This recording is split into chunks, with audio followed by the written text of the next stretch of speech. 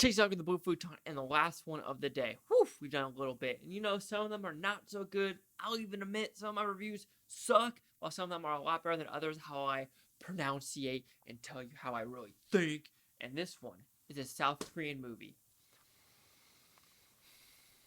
Gonjiam, Haunted Asylum. I don't know if I'm saying that first name right, but it's a South Korean haunted hospital movie.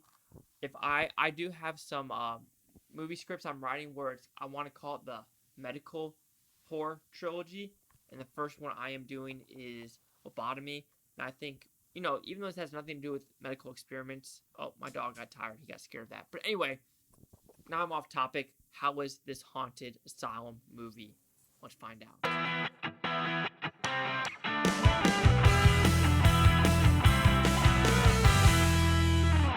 So I'm just going to call this movie Haunted Asylum because I'm going to mispronounce the first name. But anyway, what is Haunted Asylum about?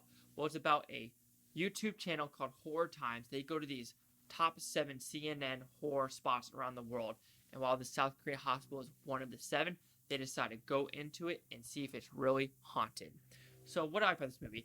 If you do not like handheld camera, GoPro footage on the wall, Blair Witch style, first off, you're not going to like this movie because this is a very much a POV as well as like their chest, what they're seeing with 7 different characters as well as cameras all over the place. So if you do not like that, as well as like web cameras, so if you do not like that style of movie, you're not going to like this because that is the whole hour and 30 minutes of this premise of them going into the asylum and trying to get 1 million views for ad revenue because that's how YouTube works. Sorry for that jump cut. A lot of dogs are absolutely going crazy, so I lost my train of thought. Anyway, you got the premise. What I like about this movie? This is a very creepy, atmospheric movie. I do like how they took this story of, you know how you watch these shows on the Discovery Channel, A&E, AMC, of how these haunted stories and haunted ghost stories. Even South Park makes fun of it, how it's fake. So this kind of goes into that realm of another jump cut. I'm very sorry, guys. It is very difficult doing this like this. And luckily, when I'm gone in 2 months, it will absolutely change everything. So fingers crossed for that. But anyway, it goes into like the South Park kind of make fun of how it's kind of a jokey aspect, but it switches drastically of how, you know what, holy shit, even though we were kind of joking on. So I'm not going to go any further into talking about what I said about Ghost Hunter, South Park, and stuff they do with that, because that goes into more of a spoiled territory. I do not want to talk about that. So let's just talk about the actual creepiness of this movie, and it works pretty well. At the very end, it kind of goes into the unrealism part of it, and I wasn't a big fan of that, of what they're trying to do, but the creepy imagery works bar none for this movie. There's some great jump scares in this movie. Even though I'm not the biggest fan of jump scares, some of these in this movie absolutely work, and it enriches the story because you realize what they're doing with the story. Like I said, I don't want to spoil a lot of it, is they do jump scares for a reason, to get you ready for the finale of what is actually happening on screen with all 7 or 8 of these characters. And they do something very interesting with the camera scene as well as the guy, because there's like 7 of them going, or 7 or 6 of them going into the hospital, while there's one scene in a tent making sure everything is good on YouTube, showing replays and stuff like that, because they're doing this all in live stream. Nothing like, you know how they're showing it live and then we'll be like, oh, here's a replay of what happened next, kind of like a sports broadcast. So they're trying to do that with a ghost story element. So you have the guy back in the tent, and his dialogue is very different than everyone else's, of how he's like counting people. He's like, wait, what's happening there? Who's doing that? Because, like I said, it's a lot of spoilers. I do not want to go into it, but it's a quick hour and a half movie. It is good. It works.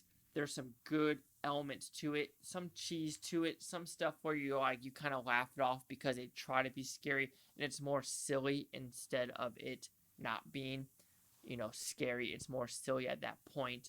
But overall, I had a blast with this movie. Have you seen this before? Yes. You've seen the POV version. You've seen everyone running with the camera shaking aspect. It's not as bad as it is in some movies in this one, but you have to have it in some levels to have it in a horror movie. Of course, there's the dragging someone by their leg and they disappear out of frame, stuff like that. So like I said, it's nothing you have not seen before, but there's enough creepiness to it to recommend a viewing. And as a haunted house South Korean movie goes, this is my first one, and it is a very much a positive experience to go into it. So I'll rate this movie, but again, I'm sorry that this movie is very choppy with me talking about this movie with everything going on in the background. My apologies, but Haunted Asylum will receive a 4 out of 5 with Futon. It goes at 80%.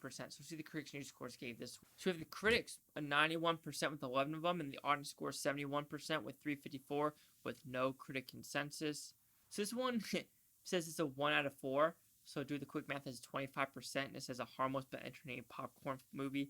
I think that was a mess up. Another thing in Blair Witch Project. So like I said, you've seen it before, but it's harmless. It works. There's some creepy aspects to it. I like how the story, evolves to the final scene of where it's going to what it evolves to. I do enjoy that. I do enjoy what happens to some of these characters, even though you don't really understand it 100%.